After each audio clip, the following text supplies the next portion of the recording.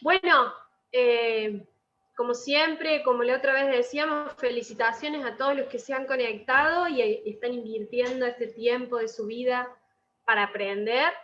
Yo me siento sumamente privilegiada de poder compartirles acerca de experiencias y cuestiones. Me gustó mucho cuando con Maribel comentábamos sobre este tema y es como el título de toda esta propuesta, así que me pareció muy lindo, me ayudó mucho a ordenar algunas ideas y cuestiones que venía pensando, pero también a ordenar de una manera conceptual cuestiones que veníamos trabajando. No sé, pero quizás de acá a 1 o 2 años, por ahí sale un libro, no sé, Maribel, porque hay muchísimo, muchísimo de este tema y es la verdad que muy interesante para trabajar en nuestras iglesias, sobre todo después de tiempo de cuarentena. Voy a compartir pantalla. Taller 7, implementación de una educación generacional. Recuerden, quizás algunos, yo vi algunas caras que vi la otra vez, el martes, en el otro taller, pero quizás los que no han estado, yo les cuento, yo soy profesora de educación especial o educación diferenciada, se le dice en otros lugares, y todos mis conceptos y cuestiones que traigo son la mezcla que tengo entre mi práctica cristiana, soy hija de pastores en la iglesia desde pequeña, y mi práctica profesional con mi título y mi profesión, que hace 11 años que la ejerzo, gracias a Dios. Y a través de cosas que he ido aprendiendo de los dos ámbitos, he usado conceptos de la educación especial en la educación bíblica, en la educación que se imparte en nuestras iglesias. Y a mí me gusta porque es la más similar, la educación especial es la más similar al estilo de educación que nosotros ejercemos en nuestras iglesias. Bien, vamos a pasar a... Aquí tienen 3 puntos que vamos a conversar hoy. Hay para profundizar muchísimo, muchísimo, pero estos son los 3 puntos en los que vamos a centralizar. Primero, ¿por qué hablar de educación generacional? ¿Por qué es importante hoy? Y me parece muy acertado que este tiempo de aprendizaje para ustedes se haya llamado así, educación generacional 2.0. Segundo lugar, ¿queremos cristianos que sepan muchas historias o cristianos competentes? Ya eso lo vamos a desarrollar. Y en tercer lugar, los pasos prácticos para la implementación. Este taller va a ser un poquito más práctico que teórico, pero no quita que primero vamos a ver una pequeña teorización. Bien, yo empiezo a entrar en calor y me empiezo a poner feliz de estar con ustedes. Se me van los nervios, va. Bien, en primer lugar, yo no sé si ustedes llegan a ver esas imágenes, no sé a qué les recuerda, no sé si les trae buenos o malos recuerdos, pero tenemos un periodo de cuarentena estricto que sucedió a partir de marzo, por lo menos aquí en Argentina, y tuvimos que experimentar esto de hacer iglesia online, ¿no? Ahí vemos quién en este año no felicitó, abrazó, mandó mensaje, mandó chocolate a los líderes de la tecnología de la iglesia, ¿no? A los de multimedia que hicieron posibles tantas cosas este año. Allí vemos alguien fumigando una iglesia, una computadora, los diseñadores también estuvieron a full, únete con nosotros online. De este lado podemos ver una persona que está predicando a través de la pantalla. Y bueno, tenemos un barbijo sobre la puerta de una iglesia, ¿no? Qué desesperación que nos agarró cuando tuvimos que cerrar el templo, el edificio, ¿no? Pero creo que ustedes ya lo han hablado, yo no quiero hablar de cuarentena ni de pandemia porque de eso ya hemos hablado mucho, pero creo que en general, para todas las iglesias, la pandemia por COVID ha logrado sacar lo mejor de nosotros como comunidad, pero también ha puesto a luz aquellas cuestiones que estaban repitiéndose porque hace años que funcionan y no se revisaban, ¿no? De repente salieron a luz ciertas cuestiones que no las teníamos en cuenta y las empezamos a tener en cuenta a través o a partir de la pandemia. La pandemia para mí fue un tiempo de oportunidades, pero también un tiempo de poder evaluar.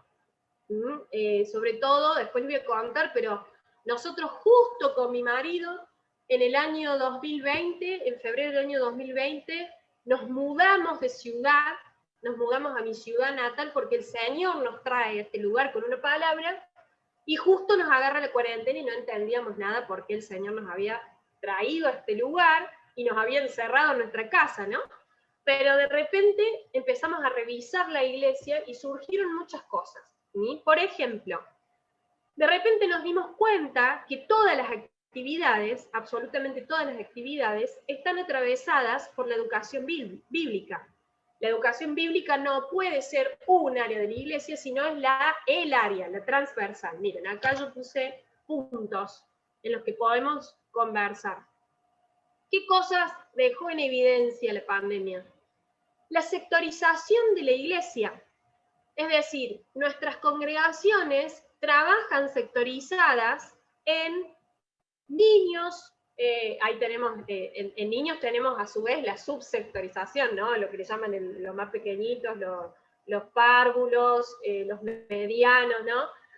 Los preadolescentes, los adolescentes, los jóvenes y los adultos, ¿sí? Esto queda en evidencia porque empezamos a hacer las filmaciones o las transmisiones de la reunión y teníamos que hacer aparte algo para los niños, porque el niño, sí, a veces le gustaba la canción, pero no veía el video, la transmisión completa. Bien, después tenemos la propuesta educativa, estaba o estuvo por ahí sin revisarse, ¿no? Veníamos repitiendo, ¿no? Año a año, diferentes formas de educar, pero sin revisarnos. Revisarnos, ya lo vamos a ver, porque tiene que ver con una cuestión de diagnóstico, ¿sí? Eso ya lo vamos a hablar. Muchas de las cosas que vamos a hablar hoy quizás las escuches por primera vez, quizás no, pero son profundas, ¿sí? Y también, esto que decíamos recién, la educación vista como un área y no el área, ¿sí? No el área transversal. De repente tuvimos que ver, porque como la gente no podía ir al templo y nosotros, los que liderábamos, los equipos pastorales, teníamos que ofrecer una oferta, un alimento para nuestros congregantes, nos dimos cuenta que la educación y pensar qué vamos a decir, cómo lo vamos a decir, y quién es el más didáctico para decirlo, no era algo que se hacía en general, ¿no? Y empezamos a revisar. Yo escuché, en esa época ingresé a varios Zooms de jóvenes que conversaban, y muchos hablaban de la intergeneracionalidad, que la pandemia empujó a la iglesia a trabajar de una manera intergeneracional. De repente, aquel adolescente que manejaba la computadora se transformó en alguien sumamente importante, tan importante como el que tenía que predicar, porque era el que tenía que transmitir. Entonces, bueno, nos ayudó. Es un tiempo de oportunidades. Bien.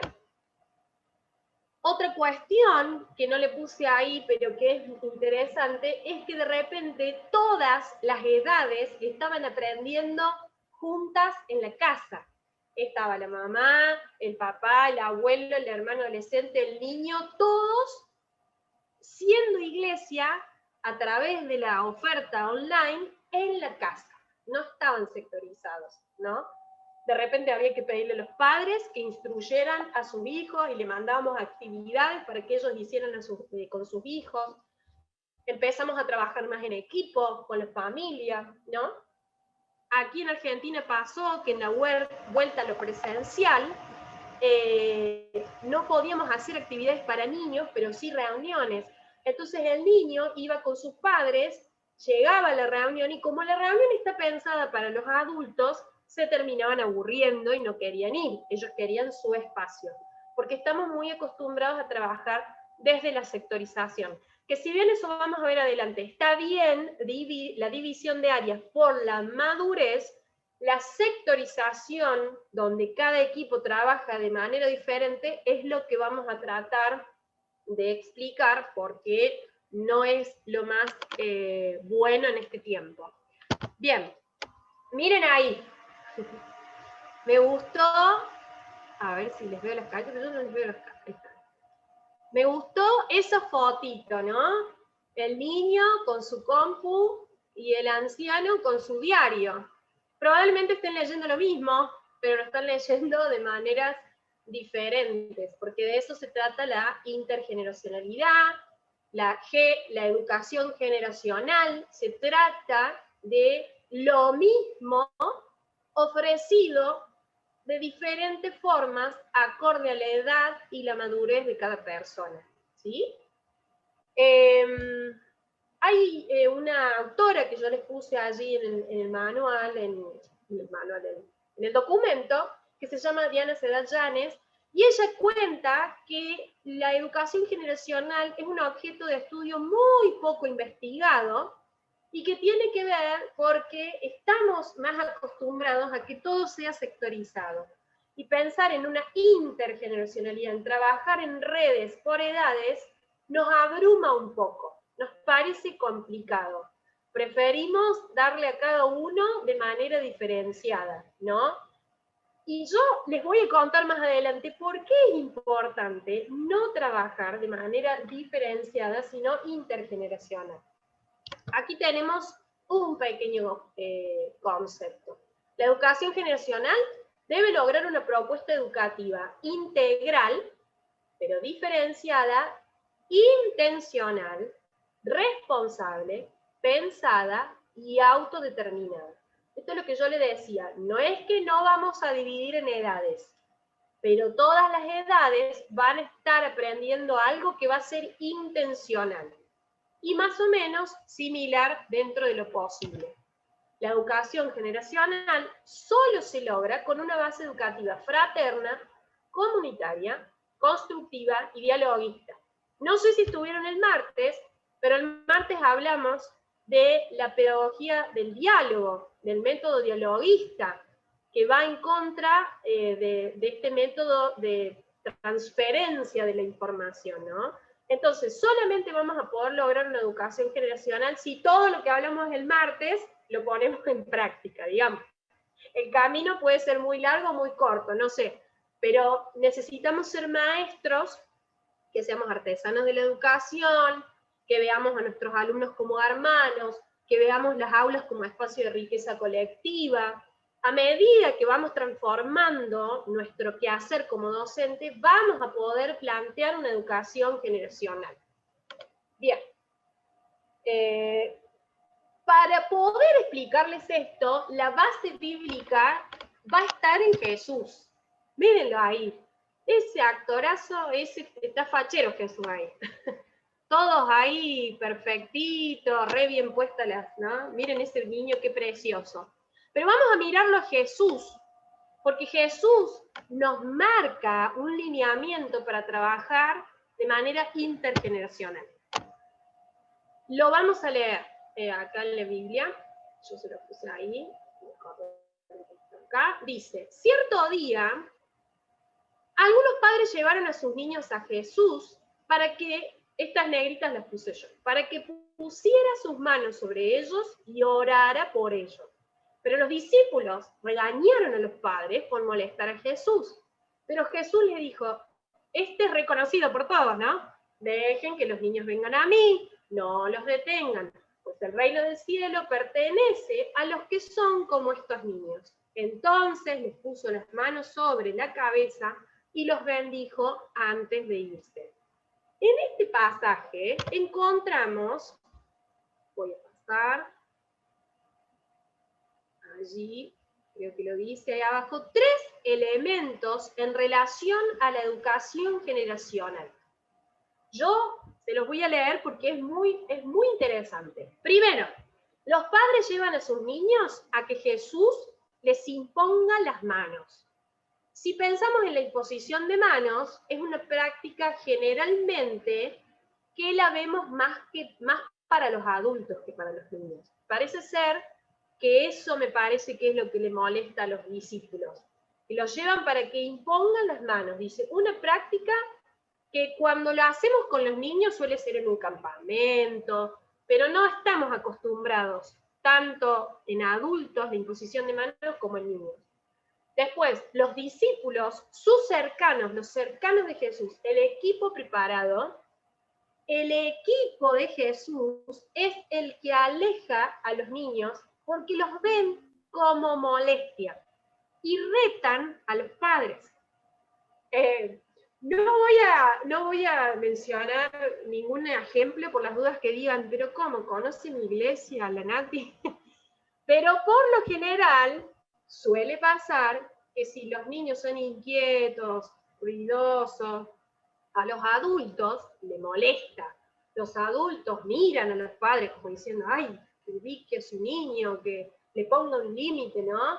Porque por lo general es mejor que el niño esté en su clase para que los adultos en silencio podamos escuchar. Y me gusta porque este versículo dice, los discípulos, o sea, el equipo de Jesús los saca y los reta a los padres. Ojo, que nosotros muchas veces, los que somos del equipo pastoral, en las generaciones solemos rechazar, ¿no? No, bueno, es más importante que tenga un buen sistema de educación, de culto, el adulto. El niño es chiquito, ya se va a ir a... El adolescente no entiende nada, ahora démosle algo para que se divierta, después cuando sea más joven va a entender un poco más, ¿no? Por ahí en nuestra cabeza somos un poco así, ¿no? Y lo tercero es que Jesús no solo que quería orar por los niños, él quería que fueran visibilizados, porque toda la comunidad necesitaba aprender de ese grupo etario. ¿Por qué? Porque estando cerca y mirando a los niños cómo son, aprendemos cuál es la actitud correcta para que el adulto tenga el reino de los cielos. No sé si me explico. Jesús está diciendo, bueno, déjenlos, y además que los dejen, mírenlos, porque ellos que son chiquititos, como ellos son, ustedes los adultos tienen que aprender de ellos, porque como son ellos, así son los que les pertenecen al reino de los cielos. Es decir, Jesús está diciendo, a ellos hay que mirarlos, dejen de mirarse entre ustedes. Ellos son el ejemplo más grande para saber cómo un cristiano tiene que ser. Ahí pone alguien, wow, porque a mí también se me pone la piel de gallina explicando esto. Es impresionante, es muy interesante. Miren este otro pasaje, dice, por ese tiempo los discípulos se acercaron a Jesús y le preguntaron, ¿quién es el más importante en el reino del cielo? Jesús llamó a un niño pequeño y lo puso en medio de ellos. Entonces dijo, les digo la verdad, a menos que se aparten de sus pecados y se vuelvan como niños, nunca entrarán en el reino del cielo. Así que el que se vuelva tan humilde como este pequeño es el más importante en el reino del cielo. Otra vez, dos elementos en relación a la educación generacional. Una vez más, Jesús visibiliza y pondera, y esta vez lo pone al niño en el medio de dos grandotes que se estaban peleando por saber quién era el mayor. Y Jesús, viendo a estos grandotes peleándose, dice, bueno, a ver cómo les enseño. Vení, mi amor, vení, pequeñito. Lo pone en el medio y lo señala, ¿no? Vean a este niño. Lo puso en el medio. A menos que se vuelvan como él, ustedes no entrarán en el reino de los cielos. Otra vez, les está pidiendo a los adultos que miren a los niños. Y no solo que los miren, que aprendan de los niños. Y no solo que aprendan, sino que se vuelvan como niños. Evidentemente, pensar generacionalmente en la iglesia es sumamente importante. Los niños no son lo último. Los niños, está diciendo Jesús, adultos, cristianos, miren a los niños, porque algo o mucho tienen que aprender de ellos. Y otra vez Jesús pone al niño como ejemplo para el ser como, ¿no? y para la humildad, ya que el corazón de los niños no es ventajista, ¿no? Tremendo como Jesús nos enseña a través de los niños. Y por último, tenemos dos versículos. El primero dice, cuidado con despreciar a cualquiera de estos pequeños. Les digo que en el cielo sus ángeles siempre están en la presencia de mi Padre Celestial. Y el otro versículo dice, de la misma manera no es la voluntad de mi Padre Celestial que ni siquiera uno de estos pequeñitos perezca. Bien, y ahí tenemos un elemento en relación a la educación generacional. Y es que el principio de la educación generacional es un principio que habla de la igualdad. No importa la edad, para Jesús todos valimos la misma cruz, ¿sí? En donde fuimos todos igualados, tal como lo aprendemos en el libro de Filemón. Todos fuimos igualados en la cruz. Entonces, no quiere decir que porque yo sea más grande en edad, tenga más conocimiento, tenga más experiencia, que es cierto, esas cosas son ciertas, eso no me hace mayor que mi hermano. Eso no me hace mayor que los niños. De otra vez, el Señor los visibiliza. Dice, no los desprecien. Ninguno de estos va a perecer. Estamos hablando de los niños, pero esto va para adolescentes, va para jóvenes y va para ancianos, que muchas veces los que tienen mayor edad también son corridos a un costado, porque bueno, ya están viejitos, no, ya está, ya hicieron su tiempo, ¿no? Y somos los adultos o los jóvenes los que ahí somos los capos, ¿no? Acá le decimos los capos en Argentina. Esto es la base, es una base para pensar que la Iglesia tiene que visibilizar a todas las edades por igual. Para lograr visibilizar a todas las edades por igual, hay que trabajar de una manera coordinada y organizada, por supuesto. Eso yo después más adelante les voy a dar como algunos consejos para lograrlo. No es una fórmula, pero son consejos. Antes de eso, les quiero contar dos conceptos muy interesantes que yo los uso en mi práctica como docente, como maestra, y que hace un año me empecé a dar cuenta que son conceptos que tranquilamente se pueden usar en la educación bíblica y nos ayudaría muchísimo a organizarnos y a ser más efectivos en nuestras propuestas educativas como iglesia. En primer lugar, miren qué bonito. No sé en cuál de eso te sentís. Hay algunos que se quedan ahí, ¿viste? No quieren pasar a la otra edad, ¿no? Pero cada edad tiene lo suyo, cada edad tiene algo lindo y cada edad tiene que ser visibilizada, lo que decíamos recién. A ver, espérenme un segundito, se me fue ahí.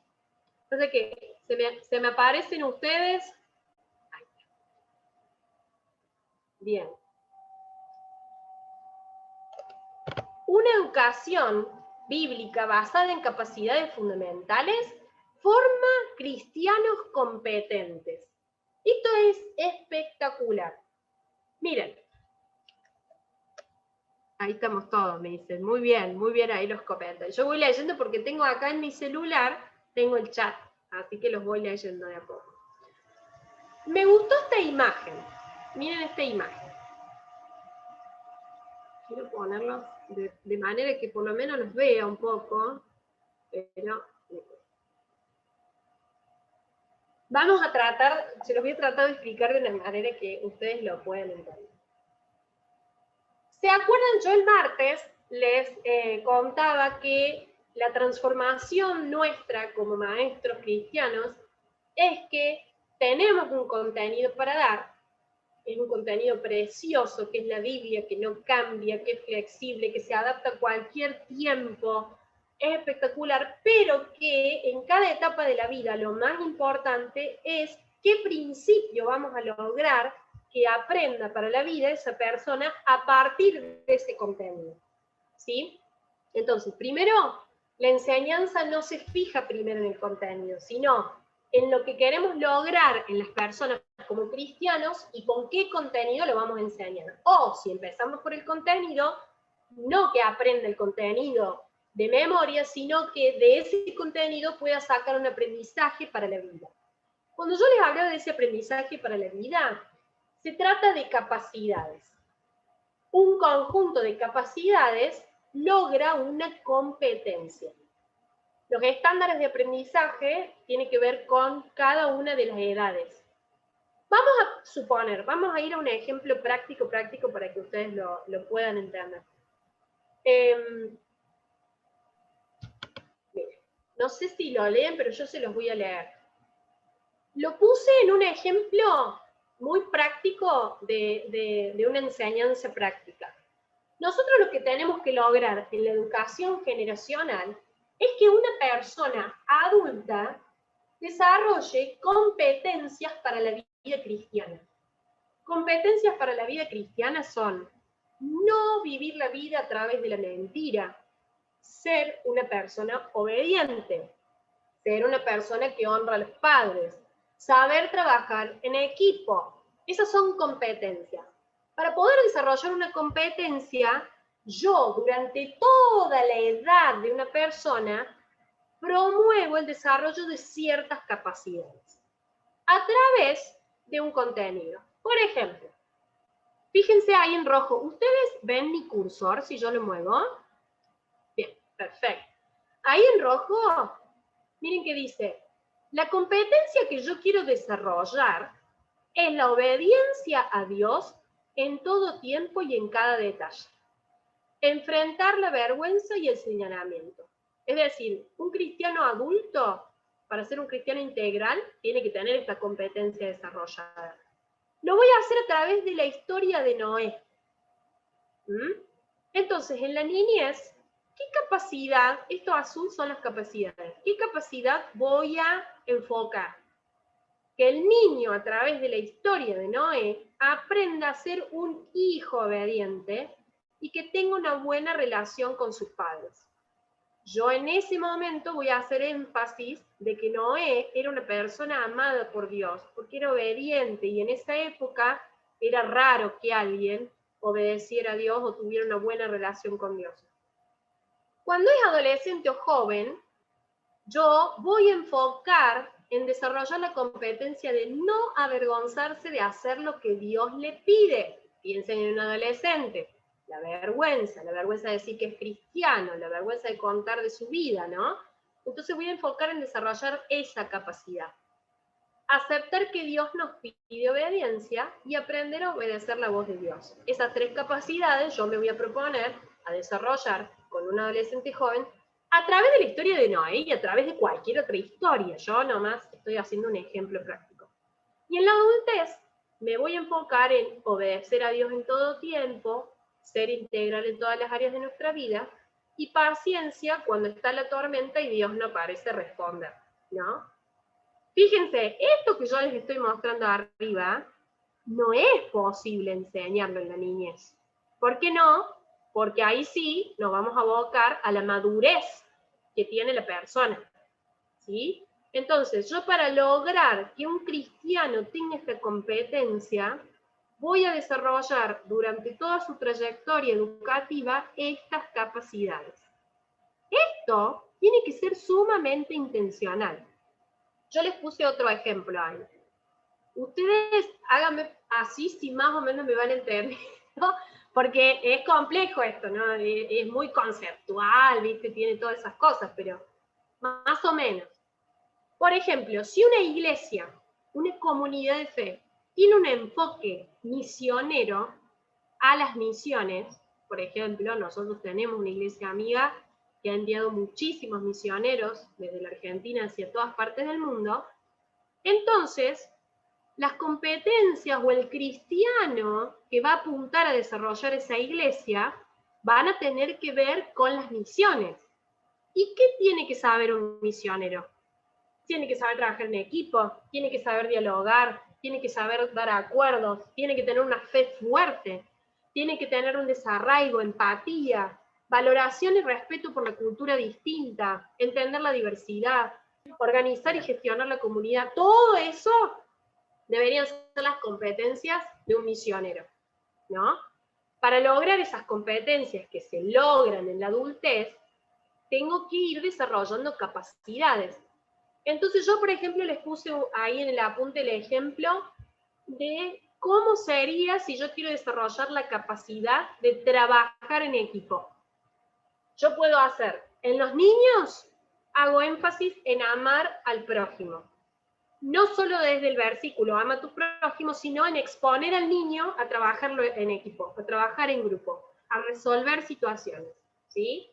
Entonces, en adolescentes, lo puedo llevar a aprender a historias de Jesús y cómo Jesús se movía con sus discípulos. Y en los jóvenes, puedo analizar cómo se comunicaban y trabajaban los hermanos de la iglesia primitiva, de la iglesia de Hechos. Y en los adultos ya puedo llevar al adulto a leer la carta de Efesios, aprendiendo de los dones y la edificación de la iglesia. De esta forma, yo tengo trazado las capacidades para desarrollar la competencia del trabajo en equipo. ¿No les ha pasado, les pregunto, que ustedes han llegado a su trabajo y sus jefes se han sorprendido de ciertas cosas que ustedes tienen y sus compañeros no? Por ejemplo, el cristiano sabe hablar con niños, sabe hablar con ancianos, sabe hablar con adultos y sabe hablar con adolescentes, porque su iglesia tiene todas esas edades. El cristiano es honesto, el cristiano sabe escuchar, el cristiano trabaja en equipo, ¿no? Esas son cosas que nosotros aprendimos en nuestra comunidad de fe, en el diario vivir de la comunidad. Y cuando la llevamos afuera, la gente se sorprende y dice, esto no lo aprendés en la universidad, esto lo aprendiste en otro lado, ¿no? No nos damos cuenta porque no está consciente, porque no está intencionalizado y porque no está registrado. Pero la iglesia es un gran lugar de aprendizaje, donde las personas aprenden competencias para su vida y su vida como cristiano. Uy, ponte más rápido, porque a mí me gusta hablar mucho. El sistema de trabajo intergeneracional es un sistema de trabajo donde se pueden desarrollar las mismas capacidades, complejizándolas hasta convertirse en una competencia, utilizando diferentes bases y principios bíblicos. Por ejemplo, nosotros, el ejemplo de recién fue en lo del trabajo, el trabajo en equipo, en esa competencia. Esa capacidad se complejizó en función de la edad. Puedo usar las mismas bases y principios bíblicos, complejizando según la edad, desarrollando diferentes capacidades que conforman una competencia. Por ejemplo, el ejemplo de Noé. Uso la misma base, el mismo principio, pero voy en cada edad desarrollando una capacidad diferente para una competencia. Vamos a lo práctico. Muy bien, Anita Sánchez, muy bien lo que dice. La desarrollamos sin intencionalidad. Imagínense si fuéramos intencionales, mucho más todavía. Bien, yo recomiendo estos 6 pasos para implementar una educación generacional, de los cuales creo que el 1 y el 2 son los que existen en pocas iglesias, son los que son más difíciles de lograr. El 1 es conformar un equipo pastoral, de liderazgo, como le quieran llamar, que tenga todos los dones representados. Segundo, diagnóstico. Tercero, equipo de referentes. Cuarto, agenda y planificación. Quinto, ejecución. Y sexto, evaluación.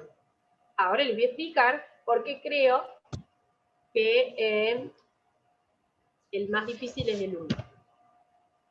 Miren, ahí tenemos. El primero, conformar un equipo con todos los dones representados.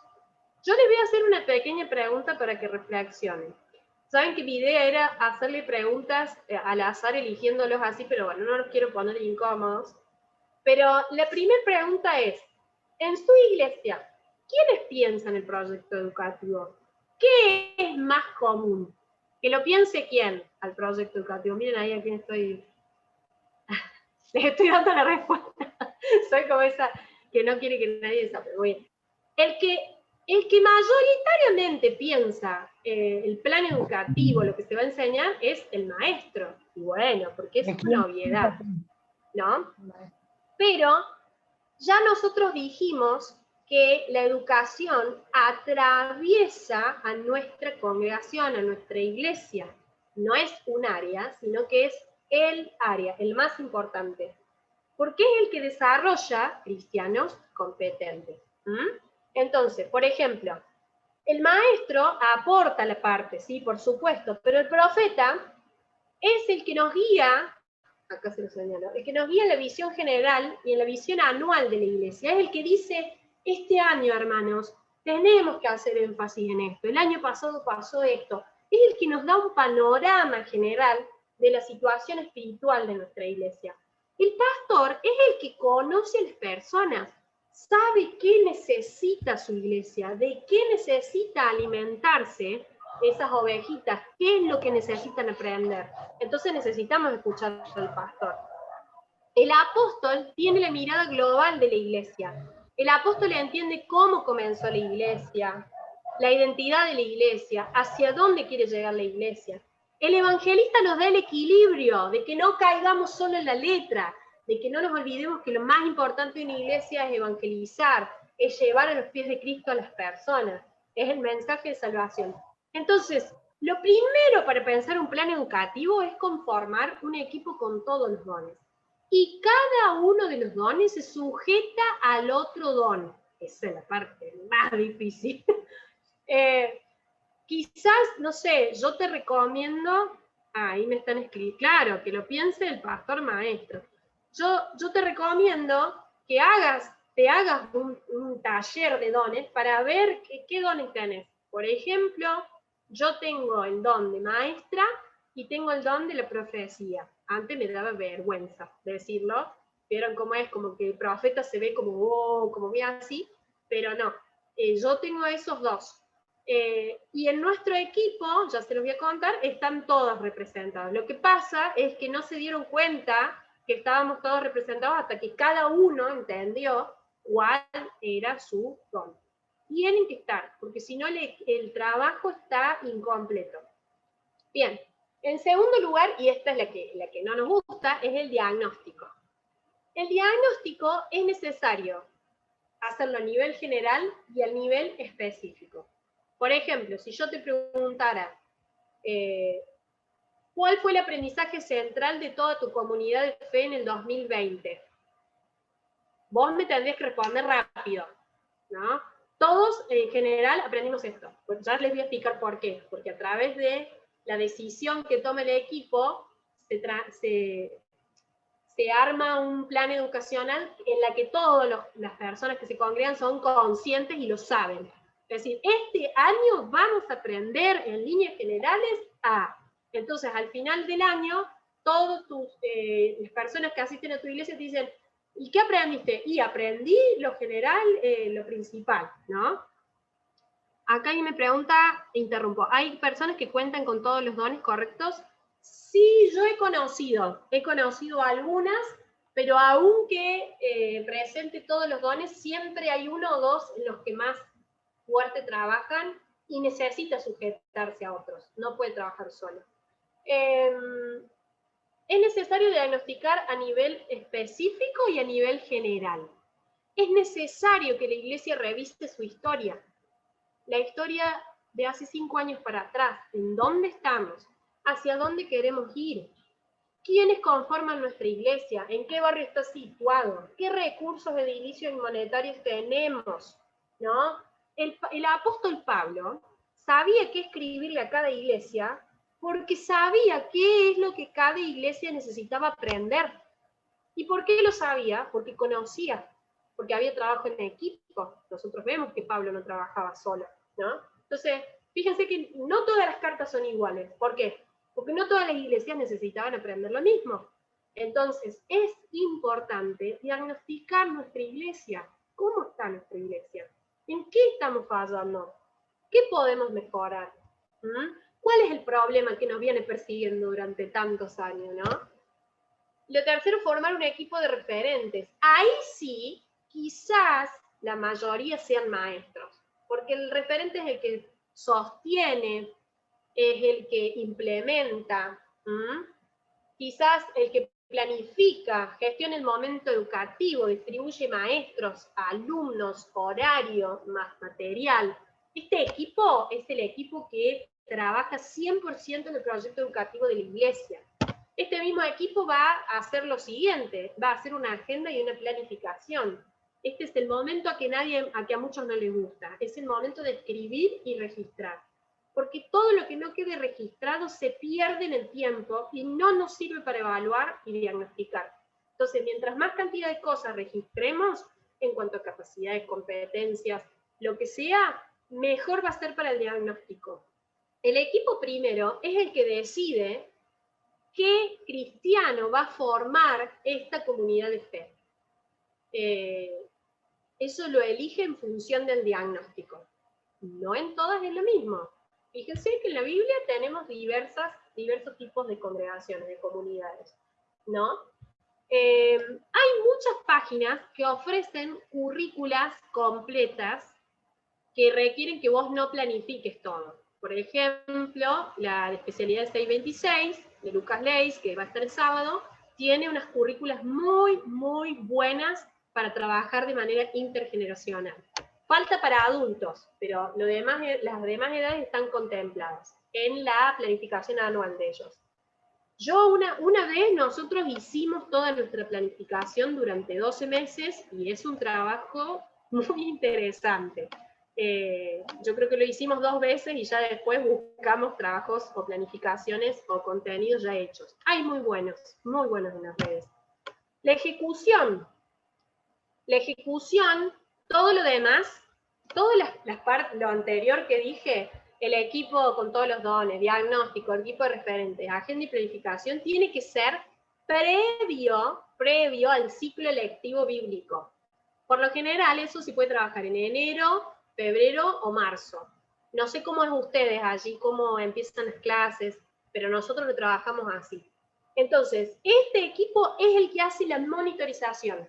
Es el que ayuda al equipo de referentes a ver si el objetivo se está cumpliendo, si el material es eficaz, si los maestros están pudiendo cumplir los objetivos, si los alumnos se conectan, si les gusta, si están entusiasmados. Es el equipo que va revisando, ¿no? Es el que se va fijando que todo lo que se planificó se esté dando resultado. Por lo general, si no hay un equipo de ejecución, lo que suele pasar es que empezamos reentusiasmados los primeros meses y ya los últimos meses preparamos la clase así nomás, no asiste la gente, ¿no? Estamos cansados. Este equipo es el que garantiza la trayectoria, ¿no? Que esté sistematizado. Es el que le da como prolijidad a nuestro proyecto educacional. Y por último, la evaluación. Yo recomiendo 2 formas de evaluar. La evaluación formativa continua y la evaluación final. La formativa continua, yo sé que muchos cuando ven esto que dice evaluación, les da como, wow. Si yo te preguntaría, ¿hace cuánto no te tomas una evaluación a vos mismo como en tu práctica educativa, no? Porque lo vemos como algo negativo. Y la evaluación es lo que nos va a sentar las bases para el próximo planteamiento del proyecto educativo. Entonces, la formativa continua es la que por lo general realiza el equipo de ejecución.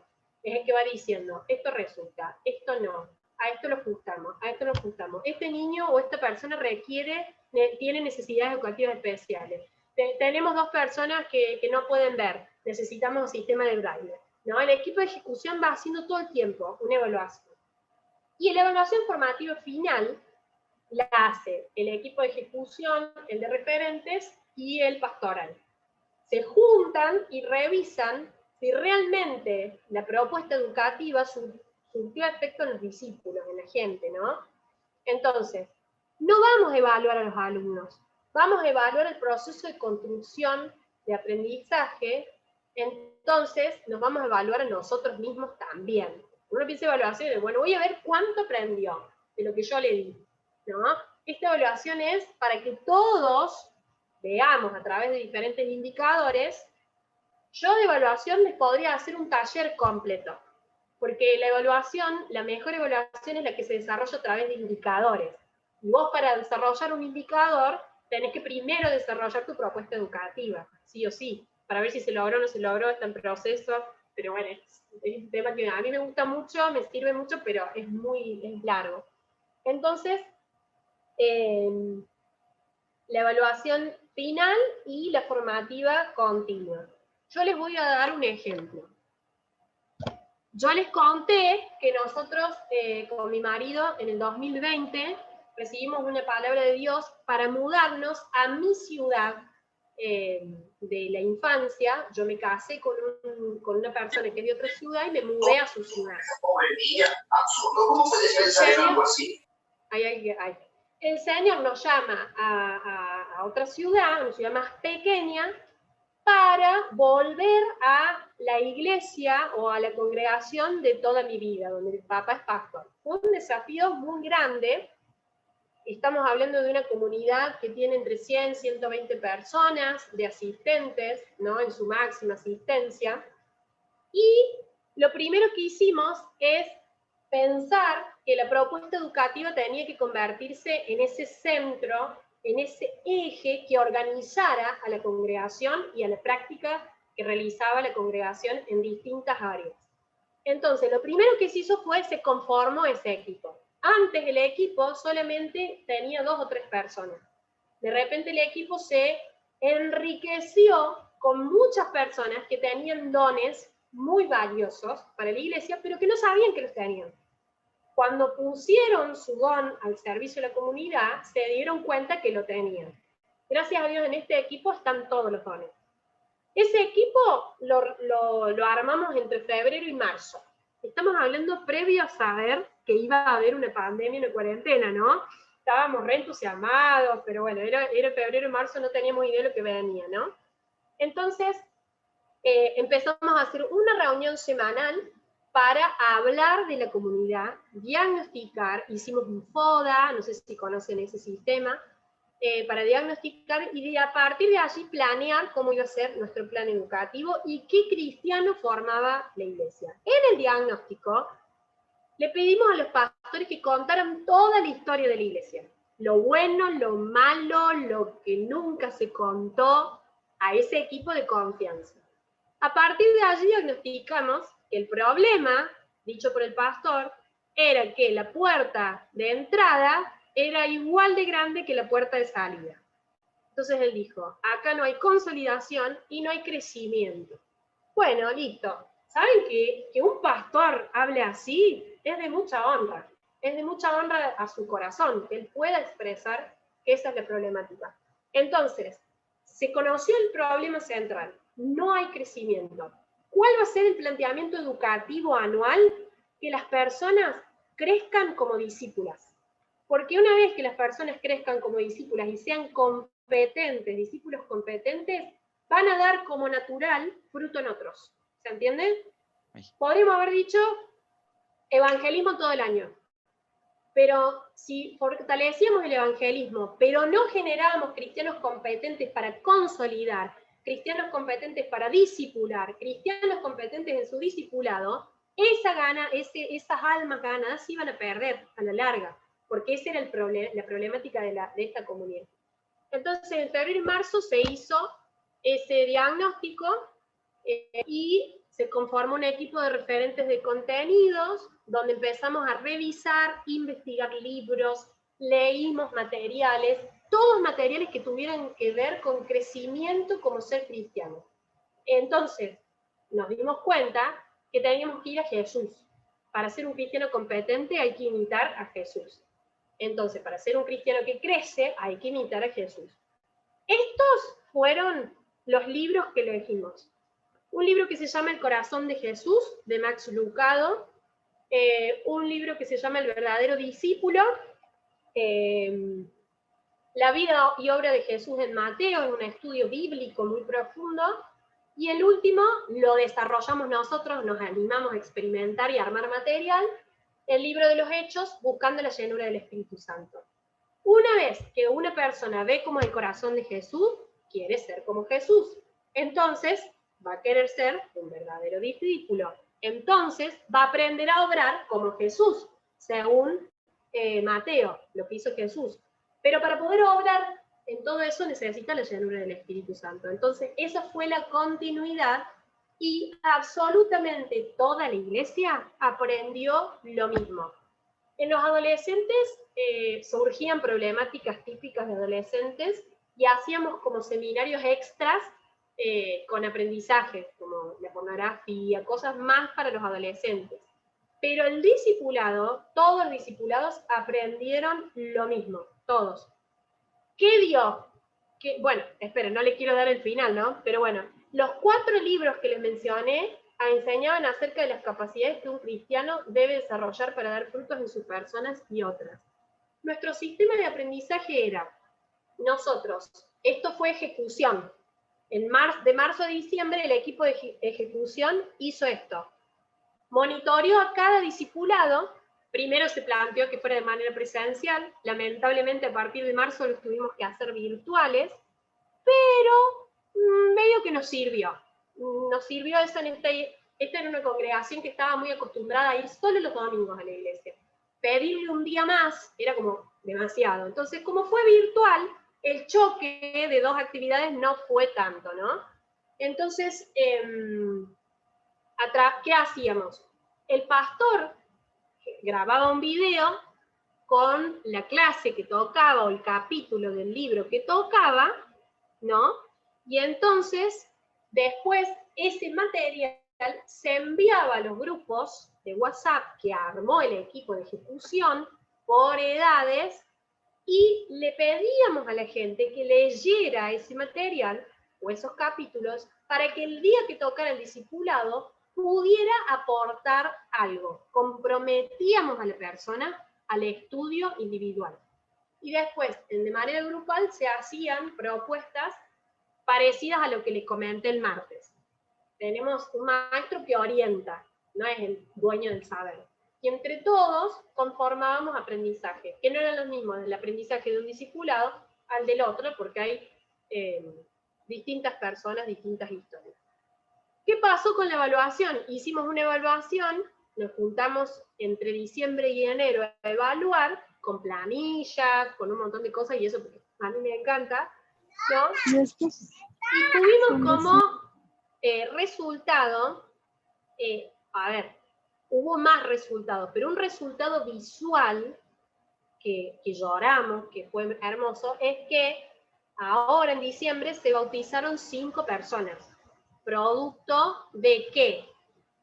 Ojo, no de los discipulados, sino de que las personas que hicieron el discipulado crecieron como cristianas y pudieron dar fruto en otras personas.